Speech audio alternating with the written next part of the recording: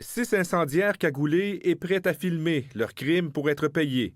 Visiblement, très amateurs, comme en font foi l'immense boule de feu qui enflamme leurs vêtements devant le micro Espresso situé dans le Vieux-Montréal. Et ils ont ciblé mon commerce avec un marteau. Ils sont rentrés, pitché des gallons de gaz et allumé. Réveillé vers 3h45 par l'alerte d'une caméra intelligente de son commerce relié à son téléphone, Simon Massaglia n'en revenait pas de voir 6 suspects cibler son café, dont il ne reste plus rien. On fait du café spécialité torréfié à Montréal.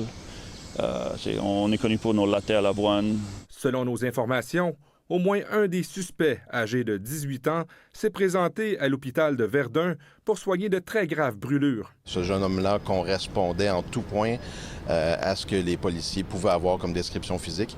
Donc, on procédait à l'arrestation du jeune homme. Les conséquences de l'incendie sont majeures pour le propriétaire. Ici, c'est sûr, on est proche d'un demi-million de chiffre d'affaires perdu. Après, on a toute la reconstruction du local. Ça va être quelques centaines de milliers de dollars, c'est sûr. On avait une discussion tantôt. C'est qui va tomber sur le chômage? C'est qui...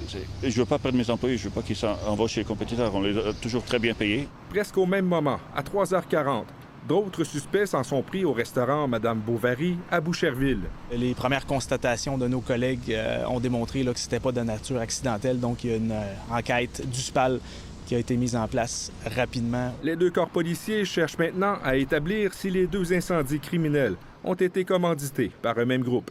Ici Pascal Robida, Radio-Canada, Montréal.